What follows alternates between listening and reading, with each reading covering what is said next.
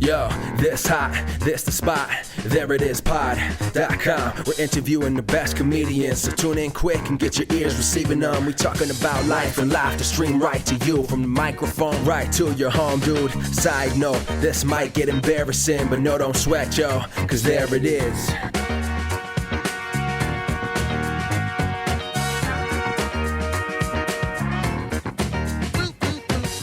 Welcome to the There It Is podcast, a comedy podcast to help you find your inspiration. I'm your host, Jason Farr. Let's do this. Thanks so much for joining us today. We have an excellent guest. It's Matt Stevens. But first, happy 50th birthday to Trey, brother of the show. His birthday is tomorrow, but happy birthday to you nonetheless, Trey. Thanks for all that you do for the podcast. And for me in general, but this is a podcast thanking you. Today's guest is Matt Stevens. We have a really great chat about comedy and creating character-driven work. Why don't we just get right to it? Here's my chat with Matt Stevens. I'm glad that I am your first podcast. Actually, that might not be that. That's actually not true, but I think it's my first interview podcast. I did like a silly one time in the pandemic. I forgot about it. Glad to be your first interview podcast. Yeah, thank you for having me. Yeah. So you are from Pennsylvania. Yeah. You spent a good bit of time in Philly. That was where you. Yeah. Is that where you started comedy? Yeah, I started doing improv at the Philly Improv Theater. Mm-hmm. I did a little bit of sketch, but mostly improv. I had a buddy who was doing UCB classes. He'd take a bus back and forth from Philly to New York, and I was like, that's a good idea. I'm going to do that as well. So I started taking a bus back and forth to do UCB classes, climbed the UCB ladder, and then didn't get very far after that as far as UCB goes. But yeah, that's how I started improv in Philadelphia. Awesome. How long is the Philly bus ride? I forget. Like 2 hours. 2 hours. Wow. Yeah, it's like an hour and a half by train, but buses, it was a lot cheaper. Yeah. You get used to, learn how to fall asleep on a bus and stuff. Yeah, I mean, that's 2 hours one way. Yeah, 2 hours one way. And then you would have a 2 hour class? Or I think it was 3 hours. Yeah. Before the pandemic, it was 3. Yeah. And now they're 2. But yeah, so that's a 7-hour trip. I hadn't thought about it that way. We never did when we were starting out doing comedy. The pandemic totally changed how we do things, because people are like, I want to be at home more. Yeah. Whether it's work or fun stuff, I want more home life stuff. Yeah. This right here. Yeah, we're on Zoom. It's easy. It's easy. You can stay connected. I think I stayed, in a weird way, I stayed more connected with certain people during the pandemic. Yeah. Just because we made it an effort to meet up through Zoom. Every week or whatever. We were hearing a bunch of people say back then, you need to check on your people. You're going to be inside a lot, so you still got to connect with people. Right. So it makes sense. So you mentioned the improv stuff, but were you doing sketch or anything else when you were first starting out? In Philly, I did a little bit of sketch. I think what it was. My indie improv team had a one-off sketch show. Oh, okay. And I did some sketches for that, and that was really fun. Other than that, I didn't do a ton. I mean, I always kind of I liked writing, so I was always writing and stuff, but it was mostly just for myself. And was that stand-up, or were you just writing anything? Just anything. I didn't do stand-up until I moved to New York. But honestly, stand-up's, I think for me, it's the hardest to write, because it's I really like writing stories, and if you get a character story, you can kind of get a groove going. Mm-hmm. And with stand-up, is just looking around trying to find some funny observation or whatever it is. But yes, I'd write, I wrote a cartoon screenplay that I didn't have any way of go about making it, but I just kind of wrote it. I would just write whatever. I'm glad that you were just writing a lot, because that is the lesson to learn. I think a lot of people want opportunities to write, or opportunities to get up, and opportunities to do stuff. And obviously you need those opportunities, but you got to also just do the thing. Yeah, yeah, that's for sure true. And I think, my original plan comedy was climb that UCB ladder, Mhm. get on the main stage, Saturday Night, whatever I thought would happen. I auditioned for UCB, but I didn't get it. But then at a certain Mhm. point, I was like, you can just make your own stuff and create your own Yeah. stuff and just try to find an audience for it. So it's really Yeah. what I ended up doing. Right, and you've written a bunch of stuff. So I haven't seen you do improv, and I've seen a couple of clips of you stand up, but I haven't been at the shows of you doing stand up. The shows I've been to, or the show I was at, was Brody Went Missing, which you wrote. Yeah, yeah, yeah. Yeah, it's a super hilarious show. We loved it so much. It Yeah. was just so funny. And I love the joke structure of it. Yeah.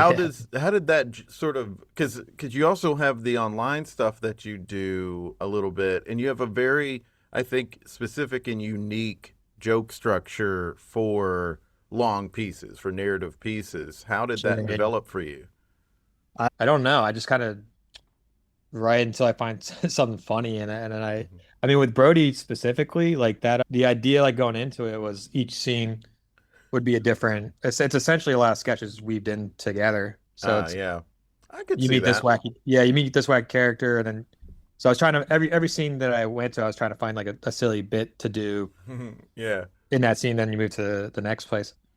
I, I don't know how I do my joke structure, honestly. I just kind of, What was yeah. funny, and then you just keep doing it. Yeah, and you could argue I do it too much. This is sometimes it's better for me to just keep doing something for too long. But Well, that's one of the things that I like about it. yeah, I do a lot of that. Yeah, yeah. That's The, it's so refreshing almost because it's just new and it felt inventive because there are a lot of funny shows that I have seen where they would have gone with the simple joke, the simple version of the jokes you were going for, and it still would have been funny. yeah. But because you were pushing it and taking it to the lengths that you were taking it to, just made it extra joyful. I feel like it was Ah, just thanks. so silly and fun in the best way possible. Like the small things that I love like subtle jokes too and subtle humor, and you had a lot of jokes that were coming from a subtle place but then playing them out in a big way. Like I think I talked about this with Florence, but the tattoo scene Yeah, yeah, when yeah. the guy's like, hold still, and he's giving you a tattoo, and the way that plays out, I don't want to ruin it for people because it's such a funny Ah, bit. right. Okay, well, the bit is like, when Let's people are see the getting a show. tattoo, it's like, all right, hold still, because I got to give you this tattoo, but your character did not really want the tattoo. No, they need the information that the tattoo artist had. Right. And you start wiggling a little bit, and then it just escalates to the point where you're just rolling all over the floor. You're crawling away. You're being held down, and this guy's still trying to give you a Yeah, tattoo. yeah. It's so funny. Yeah, that's one of my favorite ones to do. I gave myself that part as Doug because I wanted to do a lot of physical comedy, Hmm. so that was a big part of it. So I would just want to give myself opportunities to do that. It felt really great because they were like jokes within jokes and escalated in just the right way while still telling the story. Because a lot of times when someone does really bitty jokes, it totally gets away or gets in the way of the story. Whereas this didn't at all. Like these jokes were good alongside what needed to happen from a storytelling point of view. And that's what made it work so well. Yeah, thank you. I think, I guess I don't know exactly how it works, but I think like I try to go character based. So I try to think Hmm. of a silly character. So like as long as they're doing something that the character would do, I think it can be funny and also just work in the world that you're building and then keep the story going. That's really good As long as it advice. fits with the character. Yeah. If it's got to be funny, but also work for the character, if that makes sense. That makes perfect sense. That Yeah. was something I actually heard that I can't remember who made the point, but they were saying that they think the greatest script of all time is Toy Story 2 because dialogue can do a few different things. It could be a joke, it could be character revealing, it could be story revealing, but the best dialogue does all three. And he was saying, like, basically every line in Toy Story 2 does that, where it's like Really? it's the character, it fits the character, but it also moves the story along, and then there are also really funny jokes. That's interesting. I It's gotta an rewatch interesting Toy take. Story. I do love Toy Story 2. Well, if I'm being honest, not my favorite. I'm a Yeah, I three. was gonna say, like, I don't know that I would say it's the best script of all Yeah, time, I but was hoping you'd say Toy Story 3, but the point still remains. yeah, it's such a good way to approach things because a lot of times people will just look at one aspect of it, and that can throw off flow when you only look at one aspect of it, especially when you have to start editing stuff down. When you Yeah, have to edit the script, and it's like, well, we got to cut this because it throws off the rhythm, but it's a really funny joke. yeah, you gotta And do now, so that. now it's not as funny, right? But Right. like, It if is. every line is being utilized well, then Yeah, yeah, it's a tough balance to like jokes that you think are really funny, but like is it gonna help move the story along? And also sometimes the joke wins out. Like I don't know if that there's one's always right, one's always wrong. Like sometimes I'll pick a joke that's probably unnecessary, but it's just funny to me. I'll keep then I it. guess sometimes you need that, you know? Yeah.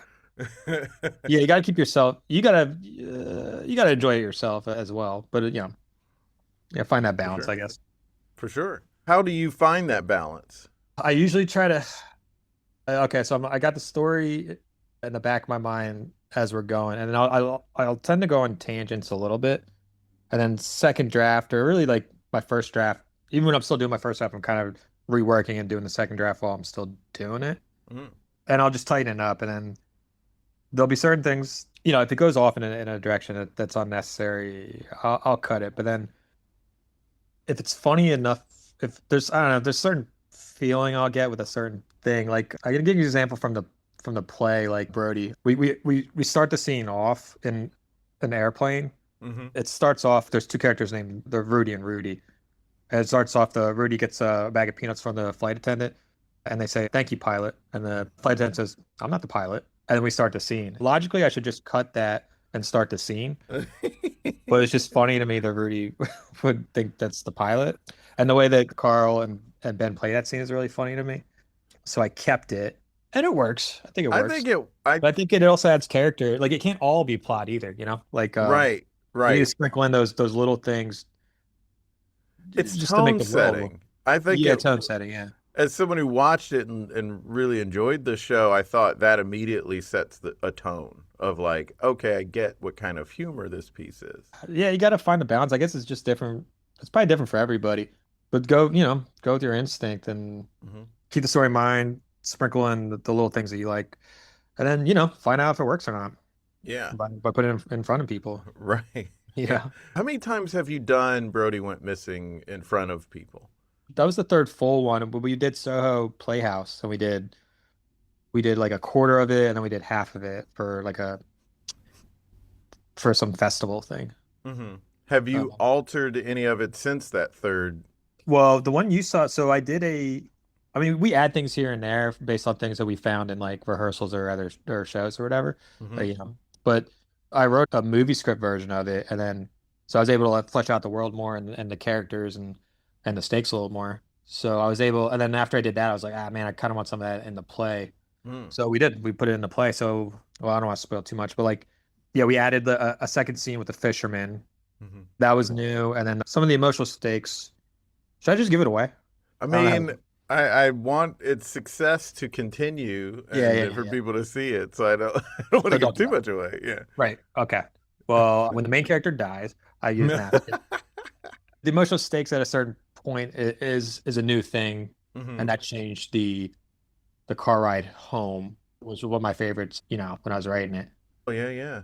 So that changed a little bit. So yeah, we added probably three pivotal scenes to this new one, and then there's hmm like silly bits that the actors find or we find in like rehearsals and stuff like that. So we throw those in. So it's always a little bit different. No, it totally makes sense that it would be. You've also done this funny bit on your Instagram called The Choice. It's Yeah, called The yeah. Choice. Yeah, thank you for watching. Oh gosh, yeah, I'm all caught up. I'm You gotta do a new one. anxiously awaiting episode 5. I might do it if we take a little pause. I'll do it right now. No, I'll do it. I might do it tonight. Yeah, I got shaved though. None of the characters have. Oh, that's right. It's not. It wouldn't line up with the rest of the. Continuity, right? Yeah, I need that continuity for this. Yeah. So to explain it to the audience, it's basically a story-based thing. They're short clips that are telling a story, and at the end, they start in your Instagram stories because you have a poll of what should happen next. So there's a bit of a choose your own adventure element to it. Yeah, yeah, that was the idea.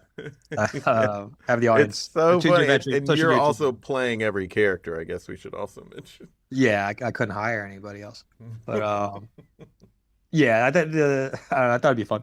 Social media, choose your own adventure. I actually did that originally in the pandemic when I had a lot of free time. It's harder now. I'm realizing, So you yeah, had, was it called The Choice back then? I called it the choice. Yeah, but I did it a little differently. I just put in my story, and then that was that, and then I would just keep. I think I did 10 episodes or something. And I always wanted to do it again, and now seemed like a good time. It was that a different story? Does that live on the internet anywhere? It's not on there now, but I'll put it back on. It's in the archives. Yeah, those are fun. I mean, it's such a fun thing to see because it's just, I love stuff that's just, well, let's just have fun and be silly, but then it's also well constructed and solid jokes. And I just think that's the best comedy where it's like we're being silly, but I'm also gonna have integrity with how I make it by crafting it well. Yeah, yeah. You want to, take the silly pretty seriously, or like, Hmm. do a good job with it. Yeah, that one's a fun one for me to writing wise. It's fun to do because I can't think too far ahead because the audience will decide. That's I right. can't like do a second or third or fourth draft. I just gotta crank it out. But I learned how to use Final Cut over last summer. So and I used Final Cut to make it look sharpen the image and all that stuff. Oh, cool. Um, yeah, so I do put a little craft. I mean, it's a silly video, but I try. You got to put a little effort into it. A lot of Yeah. effort, I would say. Yeah, I mean that, that is what makes it fun. And you're using filters so you can play the different characters, but what are you using to do the filters? Those are Snapchat filters. Okay. So yeah, Snapchat has the best filters. I have nephews and they fucking can I curse on this? Yeah.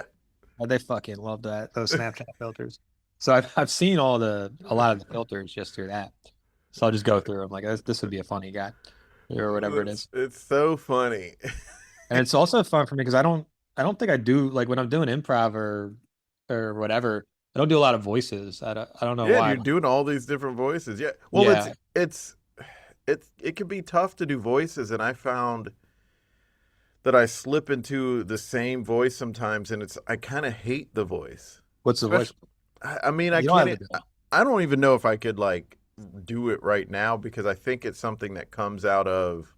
I don't really feel nervous when I perform, when I get in front of an audience, but I think there is some kind of block from being like vulnerable. Yeah, I get And that. so sometimes I'll do a voice that just feels a little too, I don't know, it's like it's almost like if I were to say like, "Hey, double check those apps." No, Yeah. that's too broy. That's Okay, it's so not it's that not. broy. Yeah, I don't know how to do it. It's It's just like like a it's like a different guy who's voice. like kind of like whatever. Yeah, kind of, or just like I don't know what I'm going for. I'm not consciously going for anything. Yeah. But when it happens, I always am like, oh, I hate that. This is not what I want to do. I'm just slipping into something. I'm not doing a version of myself, and I'm Yeah. also not doing something that feels particularly honest. And I just hate it. I just hate that Yeah. happens. Yeah, I've definitely done that as well. Yeah, I don't know what that is. I think like sometimes I don't know what to do, so I just do something and that's like Yeah, it's just like whatever. It seems easy to grasp right there on the fly. yeah, yeah. But then, like voices, I can do voices, but I never do them in I improv. never do them. Yeah, I don't know. I guess like I can't find I don't know when I should do a voice or whatever. Mhm. Or like Yeah. Well, like when I teach improv and when I get to the week about characters, I do the best character work, just showing them the exercise that I ever do. Yeah. But when I'm actually on stage, I'm not doing Yeah. I'm not doing that good of character work. But I could see how when you're looking at a Snapchat filter, Gives you a voice. yeah, it's like, oh, this is how this person would sound. Yeah, and they look so cartoonish, so I can go pretty cartoonish with the voice. Yeah. That was Like the sun character. Yeah. Yeah, I think he had like 2 lines, but everybody seemed to like that kid. That kid was crazy. Yeah. The kid had a vibe. He did have a vibe. Yeah, I wish I could bring him back, but I don't really have a reason to bring that character back. What's a little crazy about what's a little crazy about the choice is I didn't see it from the very beginning. I think I saw it from episode 2 on, and then it was like, wait a minute. This says episode 2. Yeah. Like there was a previous episode, I need to look at that. So I like went back and looked at episode 1 and like I was still following the premise basically. It's like your character's looking for his wife, but I It's didn't. pretty much it. Yeah, trying to find his wife. But I didn't he actually- know that the other character when I first saw it, I thought the other character was a detective, but it's not. No, he's the Airbnb host, and he found a note. But you play him like this, like the detective kind of character. Well, if I'm being, yeah, when I first found that filter, because the first one I actually filmed I was at an actual Airbnb, I think in November or December. Mhm. So that first episode I shot back then, but I was doing the play, so I didn't have time to do a bunch of episodes. I got some chill time now, so. Mhm, mhm. But yeah, I thought of him as more of like a Gene Hackman, an enemy of the state kind of guy, like who just like Yeah.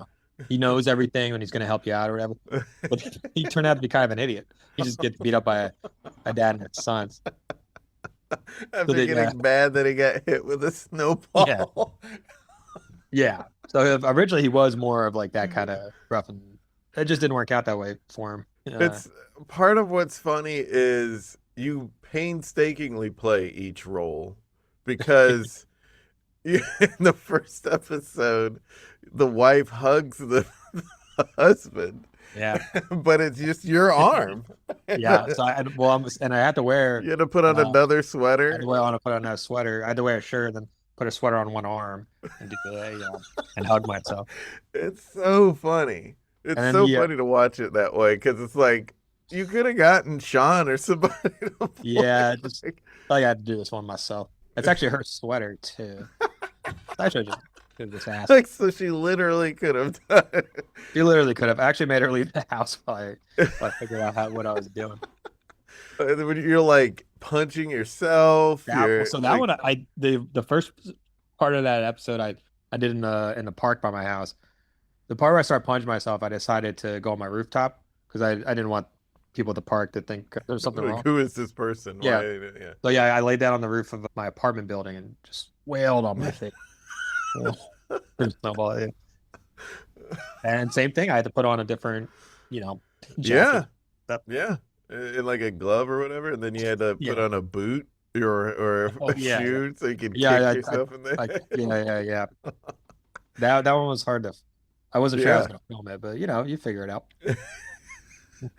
It's hysterical. I just really love watching them. They're really fun. I'm like crying, laughing, thinking about them right now, literally. So people should go check out The Choice on your Instagram. Check out the shorts.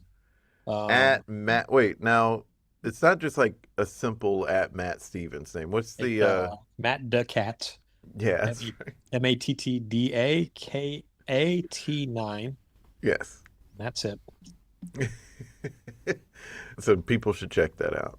Yes, please, and retweet or no, you get the idea. Now, you did have two good choices for episode 4. It was fork him or say fork you. Yeah. And everybody chose fork you. Fork you. Well, the other one was say there's no time to explain, and then Right. and then fork And him. then fork The character that he forks always says there's no time to explain. Right. So I kind of thought that was the cooler line, honestly.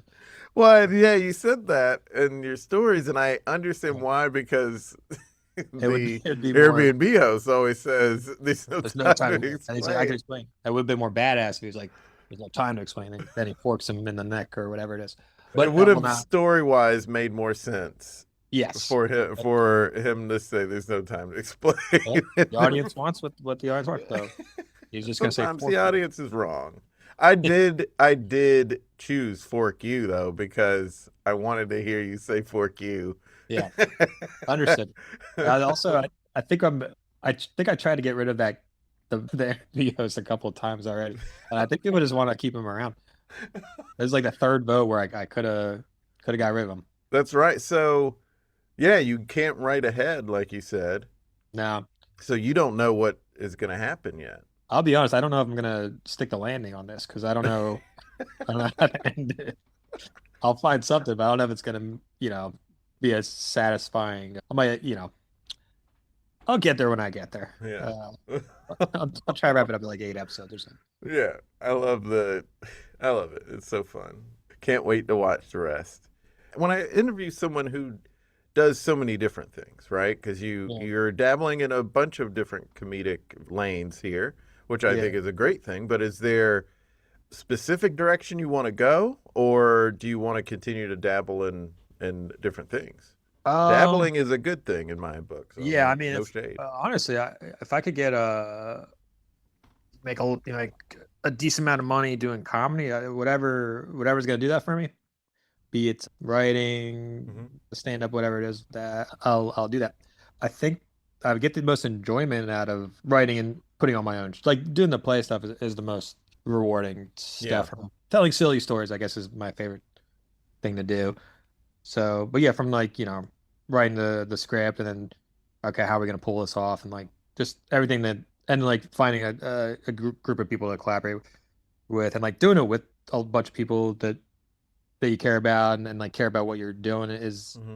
is really, that's probably my favorite thing is just having a lot of people around you that like they care about this thing that you came up with. I think I'd want to do plays, like put on my own plays and somewhere down the line, movies or whatever if I could.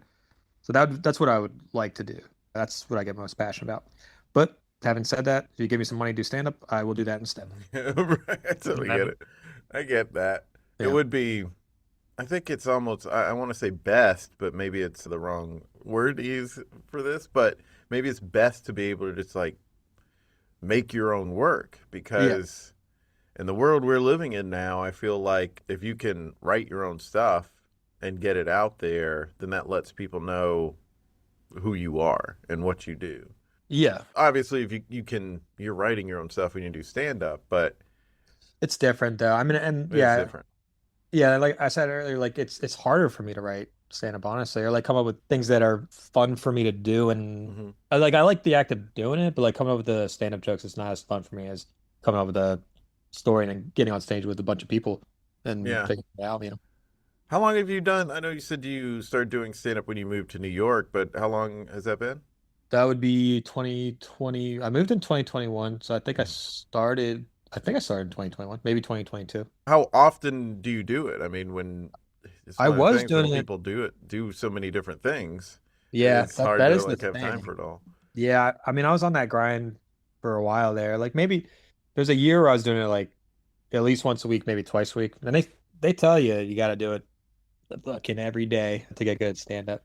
So I probably don't do it as much as I should if I want to be like, but I also don't know if that's the goal, to be a good or like I don't want to be the best stand up necessarily. But it's a fun outlet for me. And I never really Yeah. thought of myself as stand up, but Hmm. I enjoy doing it and just being in front of a crowd and stuff. So I go through phases. Like I'm in a stand up phase right now, but when I was doing the play, I wasn't doing it really at all. And What then, but if I mics find do like you? a new bit, then I'll go back on it and work on that or stuff. Yeah. What mics do you like? What open mics do you Oh, none of enjoy? them. No, I like my buddy Steve, he played Barb's son in the play. He hosts a really good mic. He's one of my favorite stand-ups, really. But he hosts a mic on Wednesdays at the Pine Box, and Pine Box does mics every day. But his is my favorite. He does it with Bobby because they put a lot of effort into the mic. They do like bits to start off, and they make everybody feel welcome, and it's a good place to like try something a little different. But that's probably my favorite. It's definitely my favorite mic. Yeah. Um, but other than that, I do Young Ethels as a mic, and then Easy Lover. There's a couple. I don't know if I have a favorite other than that. I just kind of go to the ones that are whatever's like on after I get out of work, pretty much. Yeah. I just go to those. Yeah. Yeah, But there might be a grind. it can, and when I've talked about this plenty on the podcast, but one of the things I noticed when I moved here was the grind of it. And I was sort of Yeah. like, I don't want to like hit up all these different rooms and Yeah. like, there's an expectation of ordering something at each of them, Oh and yeah, yeah, yeah. and then it just wasn't as fun, but like, the idea of having to travel so much in a night, I was Yeah. like, I don't feel like doing that. I'm already No, tired from all the nights of no, that improv. I get that way. Yeah, for sure. Yeah. I don't know. I don't know because a lot of people say you got to go to hit up every, if you're gonna be good at stand up, you got to do it a lot. Yeah. But there's a I don't know if that's true for everybody. I don't know if every rule works for every person. I agree with that. And then also, I think what's more important is good rooms, Yeah. like where there's a That, real yes. audience, Right. 'Cause because, it's an audience of other comics that are waiting to get up, right, like that can be there's some spaces where that's still good, and Yeah. there's some spaces where that's not good. And it's Yeah. like, well, that's a waste of time. I don't know if these Right, jokes are exactly. any So good. how How much are do I you get good at this? They're right, yeah. actively not listening. They're Yeah, yeah. they're trying to not listen because they no matter who's on stage, they just want to go over their own jokes. And it's like, Yeah. this is Yeah, they're in their own little like right. uh, It's like, this isn't worth it, guys. It's not yeah. worth it. Yeah. Got to pay attention to each other Yeah. or have a Uh real audience. And that was the whatever. thing. I Like, think if you could go up in front of a real audience just to try stuff, like yeah, this if you have a seller spot or something like that, hmm then hmm that's probably very beneficial. Just go up in front of real audience and test out your material and stuff. yeah, Yeah, the open mics, sometimes good, sometimes bad, but I don't know. I'm not sure what my point was there. I lost my train of thought. you're good. My point is, I do them here and there, Yeah. not as much as I should. I haven't done them in a while, but if Pine Box is good and I'm free on Wednesdays, maybe I Go should. the Wednesday at 6 o'clock. Yeah, Yeah. I've done one at Young Ethel's because it's like right up the street. But yeah, yeah, I like Young Ethel's a lot. So yeah. It's good, that's a good good vibe spot. there. As a performer, how did you get into, because, like you went from improv. Did you do acting before you started doing improv, or?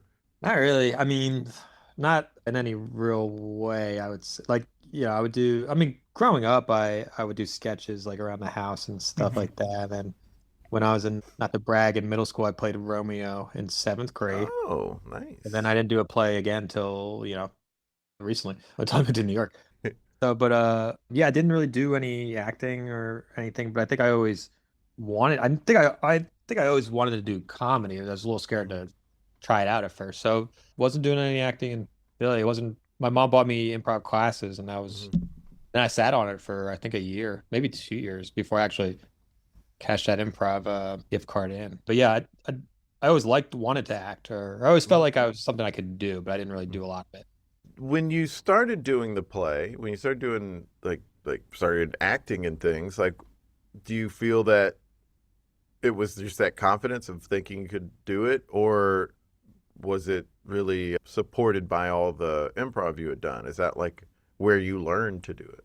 It's a good question. I think I always had an acting bug in me a little bit. So I Hmm think I always thought I could, even if I didn't do the improv, I probably could have, figured out acting. But I think the improv definitely helped, and also just got me more comfortable on stage, which I think is probably the biggest thing, or like the biggest obstacle at first was just being comfortable on stage and just knowing you can do it. hmm So improv for sure helped because I used to get real nervous doing improv, and eventually it took a while. So it definitely helped stage comfortability and definitely performance too, because you're essentially acting when you're improvising. So Yeah. played a And million that's roles. part of the reason I took improv was because I heard it was good training ground for acting. It was actually I think back in the old MySpace days, I Yeah, yeah. was asking people for advice because it was just easy to get in touch with people back then. And Eliza Coop, I asked her like for advice for acting, and she was like, "Take an improv class. It's the best Mhm. acting training ever." But Like, acting was the main goal for you? well, I was already doing stand up and loved what I saw of long form improv and Oh, wanted gotcha. to do it. And so I wanted the comedic aspect of it and the performance aspect of it and the acting training aspect of it. Got it. And I think it totally does help. I mean, there were auditions I did in South Carolina for commercials or something, and would have to basically lean on improv skills for them that I wasn't expecting to need in those moments. And I have, since moving here, even been in auditions or callbacks where a person I'm reading with is thrown for a loop by the sort of things that are being asked of us that an improviser can handle. Yeah. But if you Like, are but just walking into the room, they're like, hey, we're going to do this. And so just sort of improvise some lines. Like, that Some could people- throw some yeah. people for a loop. Like, some Right. actors really can freak out about that. And I understand it. I'm not judging. Yeah, But that's it is how it interesting, is. yeah. So I guess I don't know because I've never auditioned for an actor role. I don't know how good an actor I am outside of this world, so I can't really say yet how much improv is to help me in it. I think you're a That's- natural stage performer in that, like, in watching the show and watching the play, I felt like you were, for one, like, Florence is amazing. Yeah, she's great. And you It were, makes it easy, you know. yeah, but you were acting against a really great actor and you held your own. So that says something. And then also, what was emotionally needed for your character was there in all the scenes to make it feel believable and realistic and tell the story. So, yeah, I would say you can act. I mean, you did it. So, Yeah. That counts. Yeah, I did. I've thought about auditioning for stuff, but I also don't even know how to go about auditioning for stuff. I guess you just do what do you do, like backstage or? yeah, and there I'm mostly on Actors Access and casting networks, but Yeah. you know, Backstage is also a good one. I get the emails, but yeah, you submit if someone asks for you to Yeah, audition, Sean- then you'll Sean do does like lot a of them, yeah. yeah. Good friend of the podcast, dear friend of the podcast, Sean Cantatori. Oh yeah. Shout out. I listened Um, to the podcast he did with her and Nicole. Oh to yeah, get ready for this one. Just to yeah, get that's the a fun one. That's a It was that's a fun. fun one. Yeah. Well, we've reached the end of the episode. It's time to create something together. And one of the things that I really love about the choice, as I mentioned, is that it is so unique and it is such a like different way to approach making stuff online. It doesn't feel like content like a lot of stuff does. It feels like I'm watching a piece of work, which is to me the best kind of stuff to watch online. So let me just ask before we create something. When you came up with that, was it to sort of be a real piece, but just in that medium? Or were you just like, this is a funny idea? I thought it was a little bit, but I thought it was a funny idea, and I did think it was a unique thing for that medium. Like I don't think I've seen anything or like a kind of like a choose your own adventure social media thing. Mhm. I haven't since I thought I was doing something that hadn't been done in that way, and then it was also I thought it would just be fun and you know not a lot of pressure on it because I can't write too far ahead. So I thought it'd be just a fun way to get some silliness out and try to figure it out as I go. So Yeah.